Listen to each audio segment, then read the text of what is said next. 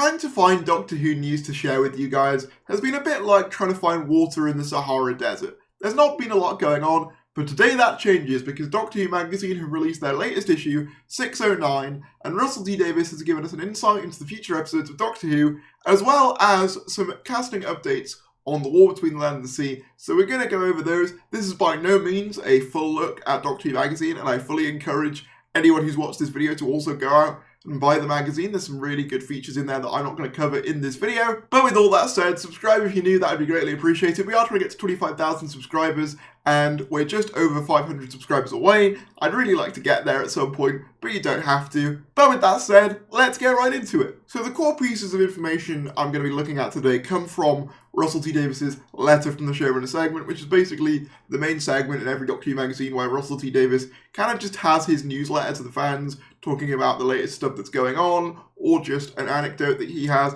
But in today's one, he's brought out the big guns, basically giving us an in-depth look at each of the upcoming episodes in terms of their production and everything going on. The first few bits basically detail things we already know about, including the war between the land and the sea, the Maestro appearance in the Doctor Who proms, and Joy to the World. But where stuff gets really interesting is with Season 2. So I'm going to read his anecdotes about those episodes, and then we are going to discuss them. Episode 201, that's what the documentation says. 201, the first of Season 2. It's not episode 201. This is, I'd say, about 80% ready. I've just changed the title, and it's the most wonderful showcase for Virada Sethu, as Belinda Chandra arrives in the Doctor's world with a massive slam. Plus, some of the most beautiful FX we've ever seen. As Phil says, we keep learning how to make this show, and this one really shows that off. Episode 202. I'd say this is 70% ready, though the FX vendors might say we have mountains to climb, and they're producing FX that the show has never tried before. Enormous fun and weird chills, with a lovely guest star as poor old Reginald Pye. Episode 203. I'm just saying, scary. This is probably the one I'm most interested in. It sounds like it could be a horror piece, which I'm really looking forward to. As you guys know, my favourite episode of this era is Wildly Yonder, so I'd love a story more in that tone and style again. Episode 204, this one was the first one to be shot, along with 201, so I'd say it's 95% ready, though none of the music score is done yet, so Murray would say this stands at about 0.7%. A brand new slant on a Doctor Who story. I'm very excited for this to be seen. And just to clarify, Russell is writing this as of September, so this might have changed by the time the magazine actually came out. But it sounds as though episode 4 is our 73 yards of the series, our weird experimental one. It's interesting that they always seem to be around the series midpoint. I'm wondering if that's like intentional to basically keep people engaged, because if you look at Season 1, the highest viewing figure is actually for episode 4 with 73 yards. And I wonder if that's just coincidental or whether there is something to the idea of these more experimental episodes being kind of a draw for audiences. Episode 205 is about 70% ready. I had the great delight the other day of sitting on Zoom, screen sharing a sequence from this, and then saying to the writer, "Can you believe you wrote that?" And oh boy, they were grinning. So this is an episode, presumably, by another writer, hopefully a new one. We know for a fact that 4 of the episodes this year are written by other people, so I really hope we get some new talent in there. Obviously, I love Russell, love him to death, but I do think he was stretched a bit thin in Season 1, and I do hope that by him sharing the workload a bit more, not only does it mean some fresh voices, but also hopefully gives him more time to polish some things that perhaps could have done with a bit more polishing in Season 1. So for example, the finale, I really hope that's been given as much attention as possible, because I did find Empire Death really underwhelming, but I digress. Episode 206, we've already had a massive shoot and tons of edits and FX, and yet I suspect this is about 8% ready. What an epic. We might finish it by, 2029? But wait till you see Sabrine and Cora and Kid and spoilers. So this seems like another large scale one. We got some new characters teased here. No idea what this could be. I guess we'll have to wait and see. Episode 207, the first of a 2-part finale, still at an early stage. It only just had the edit signed off and locked. Lots to come with a brilliant guest star and revelations galore, but this is an epic. So yes, like with last year, it is a 2-part finale with a big guest star apparently, so I'm really interested to see who that is. And then episode 208, and this is an epic continued. The edit is still wide open, we're finessing key sequences, but it's all been planned, we have time to spare. So that's 8 episodes plus Christmas plus 5 The War Between, so we're at work on 14 episodes just like the old days, and beyond that, Secret Project. Ooh, you'll see.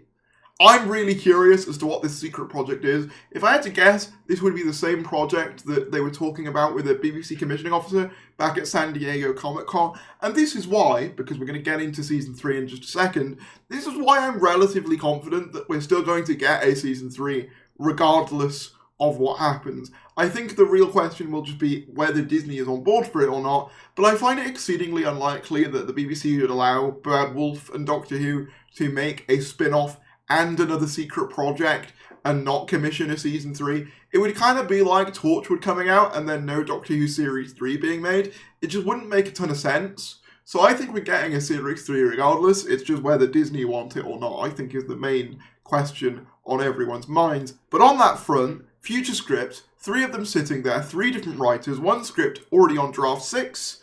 I'll work with them for a few more weeks and then we'll park them until needed because the decision to commission Season 3 won't be made until after Season 2 has transmitted, and that's always been the deal since the start. Hey, we might even have a day off. Although maybe not, with the whole of TWB to complete, and the rest of Season 2 to hammer into shape, so the great work goes on. I always think every episode of Doctor Who is someone's first episode. Imaginations be sparking across the world as these 14 episodes boil and bristle and burst onto the screen. Here comes the future, and it's shaped like a little blue box.